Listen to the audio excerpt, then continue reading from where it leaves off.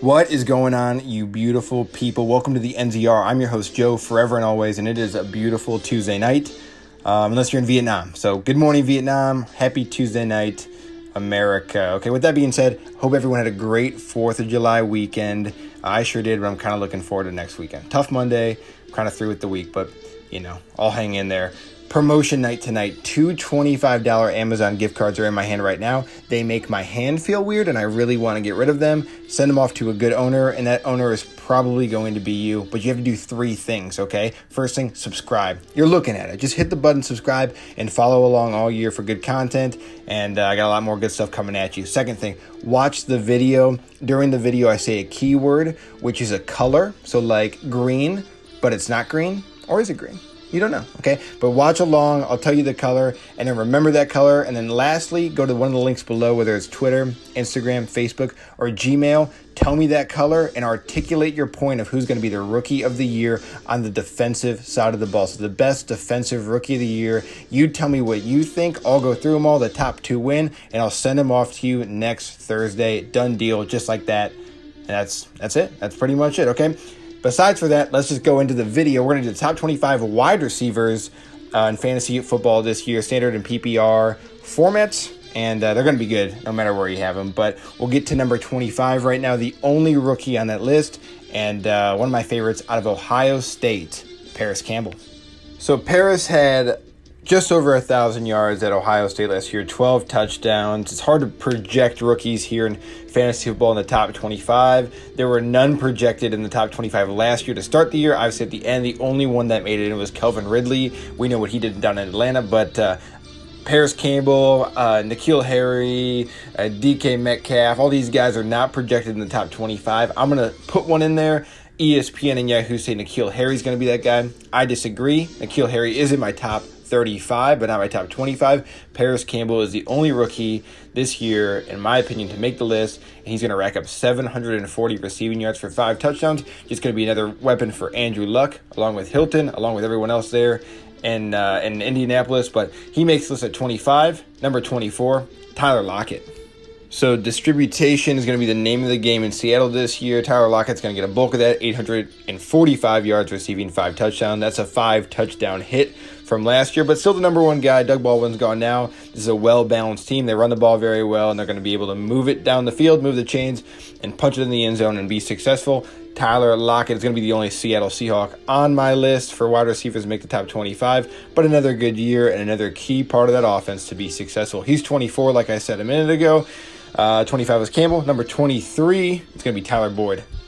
1,028 receiving yards last year for Tyler Boyd. I have him at 880 this year with 6 touchdowns, so it's also a 1 touchdown decrease. Those numbers last year were kind of hyper-inflated when A.J. Green went down with that lower body injury, but Tyler Boyd is a guy you're going to be able to get deep in a 10-man league, in an ESPN or Yahoo 10-man league. You want to pick this guy up. This guy's going to be a big-time flex. God forbid an injury happens. He's definitely the number 1. In 12-man leagues, this could be your wide receiver 2. He'll give you that production. There's another guy on this list that's going to drop a little bit, in my opinion, who's going to be a good wide receiver 2, and we'll talk about him when we get there. But Tyler Boyd, lock him in. You want him on your team. He's at 23. Number 22.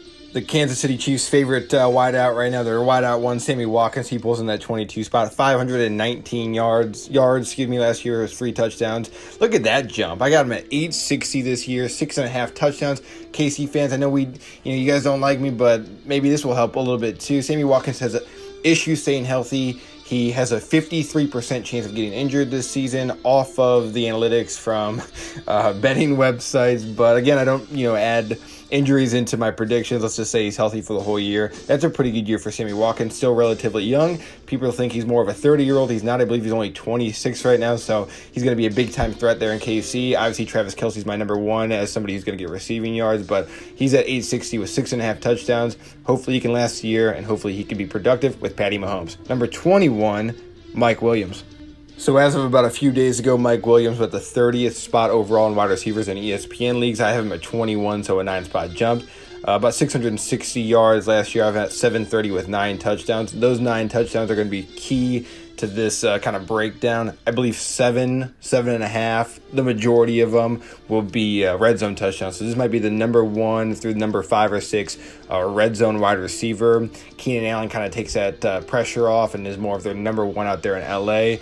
But I like Mike Williams as being that red zone guy, especially late in games, because he is pretty good at those 50-50 balls, and that's going to edge him into the top 25. And this is also somebody who's falling a little bit that you can pick up, and he's going to be a big addition to your 12-man roster leagues, or if somebody goes down, you want Mike Williams there. Okay, so he's at 21. 20, Calvin Ridley. So no sophomore slump for Kelvin Ridley. He makes the top 25 again. 875 yards, 7.5 touchdowns. That's very, very productive in Atlanta, because I think they're going to have an awesome year with Matt Ryan leading the charge. So I like Kelvin there, and this is a guy, again, you can get pretty late. You want him on your roster. God forbid an injury happens, his numbers will definitely inflate. He's got a great first step, great hips, a lot of speed, good hands, a top guy, a top-tier guy. Number 20 here on my top 25, and we're going to head to 19 right now with Julian Edelman. Distribution was the name of the game in Seattle. Like I said, it's also the name of the game in New England. ESPN has their boy Jules at 13. I have him dropped all the way back to 19th. He had 850 yards last year for 6 touchdowns. I have him actually a little better, 810 yards for 8.5 touchdowns, but this isn't a top 10 guy in a 12-man league. He is certainly a wide receiver too, don't get me wrong, but if you draft well in a 10-man league, this guy could be a bench player, okay? And I truly mean that. I love Julian Edelman, and he's a tough dude, and he's going to pull in the catches, but fantasy football doesn't really extend to the playoffs in real life, which is where he makes his money. But Julian Edelman is still a top 20 guy, and a guy you'd love to have on your team after you kind of set a good foundation, positional-wise, some other places. So he's at 19 right there. Number 18, out in LA, Brandon Cooks. 1,125 through the year this year for Mr. Brandon Cooks. 4 touchdowns, 1 touchdown decrease from last year. Here's the deal. You have Cooks, like I just said. You have Cooper Kupp. You have Robert Woods. A lot of good offensive pieces out there. Take this as a problem you'd like to have, because most teams don't have it. Fantasy-wise, he is a wideout 2 in 10 or 12-man leagues or 8-man leagues. Okay, yeah. He's a wideout 2, and in 12-man leagues, if you do a draft heavy where you go running back, he's obviously a wide receiver 1. But again, production guy. Everybody really on this list, especially here on up, is a guy you're going to need to succeed in fantasy football, and Brandon Cooks is no exception. He's at 18. ESPN has him at 18 also, so we agree right there. And we'll take a flight out to Minnesota to hang out with Stefon Diggs here at number 17. Okay, there you have it, 1,125, so very, very similar. Actually, it's exactly the same receiving yard total as Cooks, but 7 touchdowns. He had just over 1,000 last year for 9 touchdowns. I like Diggs. He can catch a football, a mailbox, anything that's thrown at him. His hands are like glue. But again, you have Adam Thielen there, and I think he takes a big chunk from Diggs, from making him like that 1,500-yard guy, which he could do if he was targeted that way. But again, a wide receiver 2 in 10-man leagues, and maybe a wideout 1 in 12-man leagues. Who knows? He definitely will be productive in Minnesota this year. He's definitely going to have another great year, and a fantasy asset. He's at 17, number 16. Let's head over a couple states to Michigan, to Detroit for Kenny Golladay. And he's going to be locked in right there at 1,195 yards, 7 touchdowns. So about 100, maybe 200-yard increase from last year, a few touchdowns increase from last year. He's going to be the number 1 wideout. But then again, Marvin Jones Jr. is back. You have Curse there now. You have Amendola there now. I think T.J. Hawkinson, the number 1 draft pick out of Iowa, is going to get a lot of production as well. The running game is healthy there in Detroit. So a lot of mouths, but Kenny's going to have a great year and a great fantasy year. He's not a wideout 1 in my book in any league.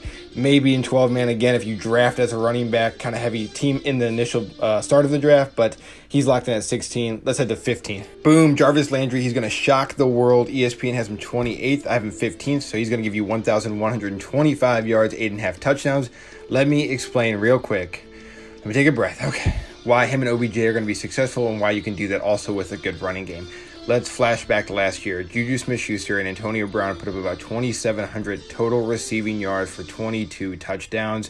That is why Odell Beckham and Jarvis Landry will do similar things this year in Cleveland with a good running game. with Chubb and until Kareem Hunt comes back. But they're going to be successful on the run and receiving part of the game. Also, referring back to the JuJu and Antonio situation, they did have James Conner, and he had a successful year, and everyone knows that. So it can be done, it will be done, and Jarvis Landry is going to show you how it's going to be done throughout the whole 2019 campaign. So he's right there at 15. Let's go back out to LA. Oh my God, to Robert Woods here. 1,200 right there for Woods, 7.5 touchdowns. Again, I just told you about the whole Cup and Cooks thing. So another productive guy, another fringe wideout 1, definitely a wideout 2 everywhere. Just like I said about Brandon Cook. So he's right there at 14. Let's go back to Cincinnati to talk about AJ Green here at 13. 1,185 yards right there for 9 touchdowns. Those are healthy numbers for AJ. Hopefully he can stay healthy.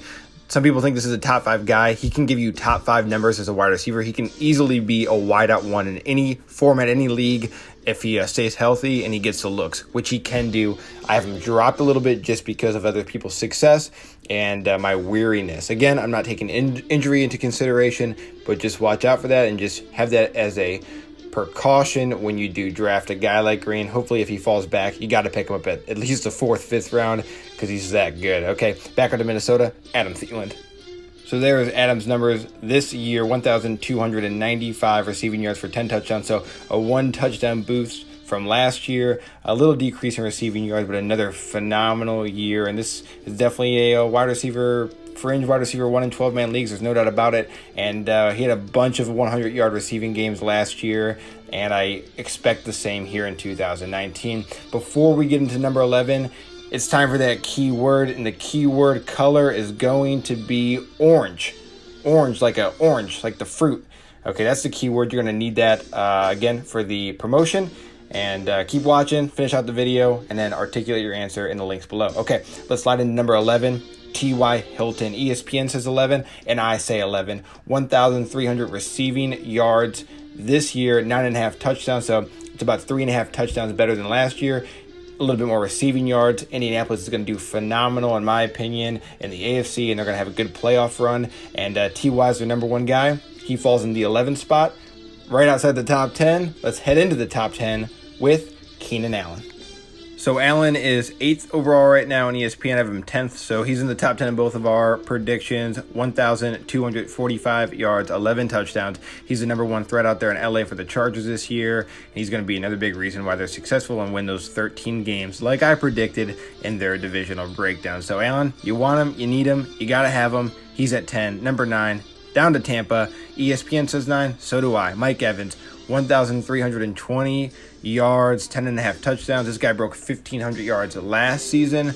Mike Evans is the real deal. He's a big-time threat. D-Jax is gone. He's back up in Philadelphia, so that's more looks for Evans. Little less yards. I don't think he's going to get back-to-back 1,500-yard seasons, but definitely a lot of production expected out of Mike Evans for him down in Tampa Bay this year. So there you go. Allen, what was he, 10? Evans here at 9. Let's go to 8.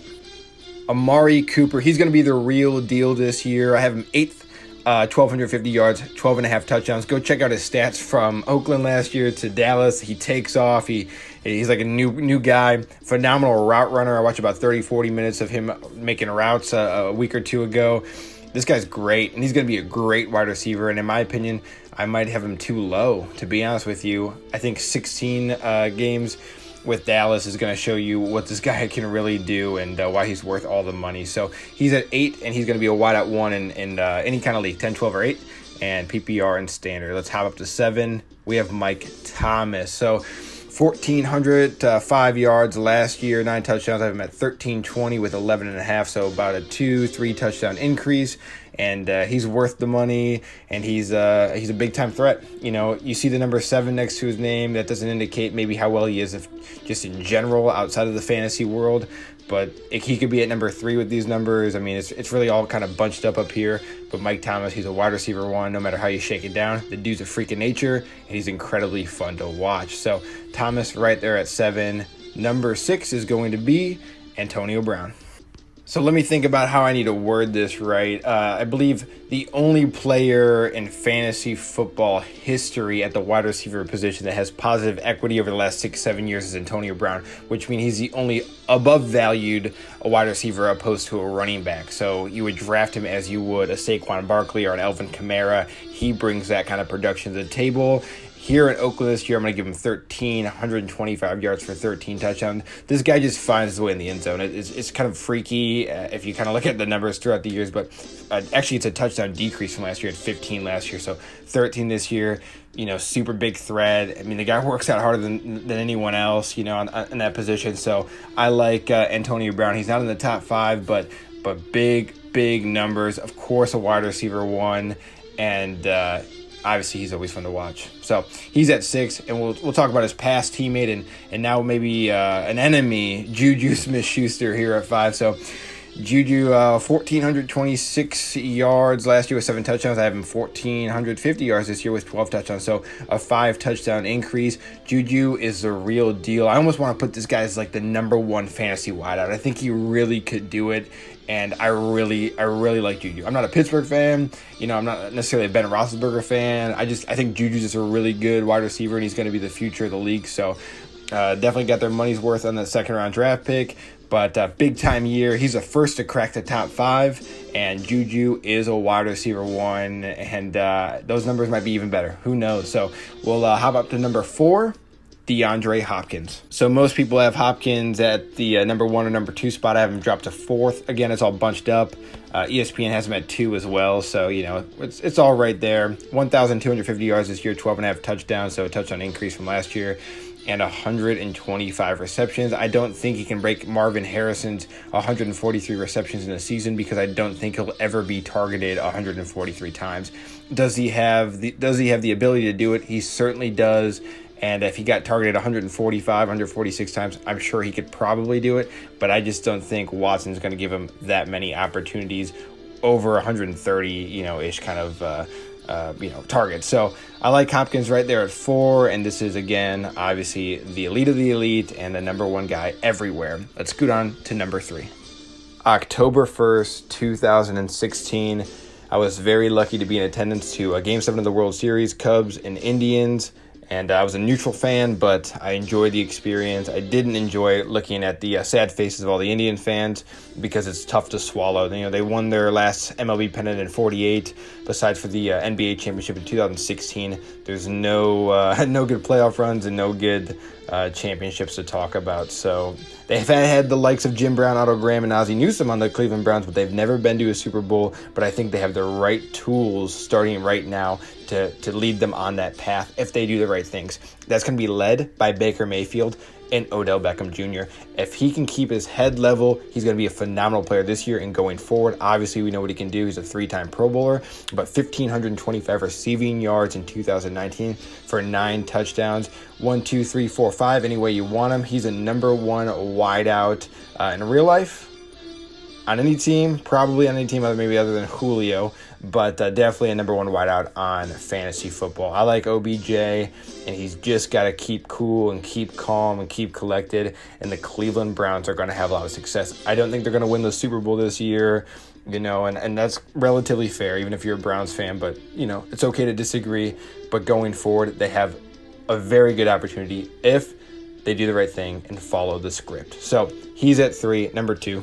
As Rod Tidwell once said, show me the money to Jerry Maguire, and Julio Jones is going to show you why he wants the money and why he is worth the money here in 2019 with back-to-back 1,600-yard plus receiving yard seasons. So 1,620 through the year, 10.5 touchdowns, so 2.5 touchdowns better than last year. And I'm giving him at least 115 catches. That's a lot of catches. That's more than Hopkins had last year. So, he's strong, he's fast, you can't give him press coverage, he's a good route runner. Just throw him the ball, he's going to get it. So Julio Jones, the number 1 receiver in my opinion in the real world and fantasy spectrum, he's number 2, but it really doesn't matter because he's going to give you number 1 numbers anyway. So get him while you can, get him while it's fresh, because he'll be gone before you know it. Okay, that leads us to number 1.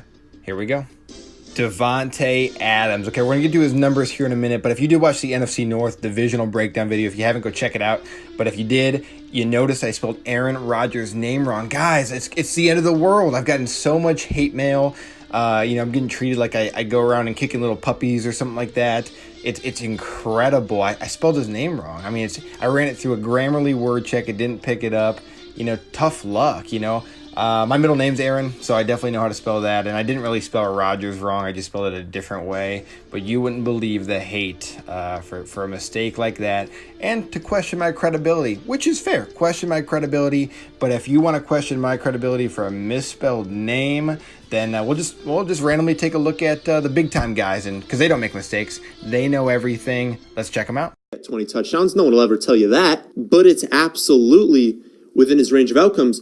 I would honestly be shocked if Hyde takes much work away from Chubb this season. You don't just throw in a running back that's been away. Bam, there you have it, guys. Don't put your money on Carlos Hyde because he's not taking production away from Nick Chubb this year. Let me think of all the reasons why, though. Okay, I thought of the reason why. Because they're not on the same team. So clearly that guy doesn't watch football, and you shouldn't watch him or get your predictions from him unless you are his mom. So anyways, Davante Adams is the number one fantasy wide receiver in 2019, 1,350 yards, which is 30-40 less than last year, but I'm giving him a 5-touchdown increase. He's going to have the most touchdowns out of any wide receiver in the NFL in 2019. So look forward to that, Green Bay fans, but I love the connection between the two. Davante Adams isn't necessarily the most athletic wide receiver in the NFL or, the quickest or the best hands, but all together and having one of the greatest behind center, it's going to be a lot of fun to watch. And this is a guy who's number one on any kind of platform, PPR standard, and this is your number one fantasy football wide receiver in 2019, and that is your top 25 fantasy football wide receivers in 2019. So with all that being said, please subscribe, please shoot me a like. If you don't like the video, sound off in the comments, tell me where you think these guys should end up, and I'll throw this one in the playlist, and you can check out the other positional breakdown videos for the top 10, top 15, top 25 fantasy guys, and I want to know where you think those guys should be as well. So like and all the good stuff and comment, and it helps me out, and I like to interact with you guys, so it means so much. Again, happy Tuesday. Thursday, a couple days from now, a top 10 PPR and standard fantasy defense. So we're bringing out the defenses this fantasy year, and I got a couple statistical sleepers that you might love and you might hate, but I have good reason to think why they're going to be successful in the upcoming season. Okay, guys, that's it. I hope you liked it, and until next time, I'm Joe, your host forever and always. This is the NZR. So long.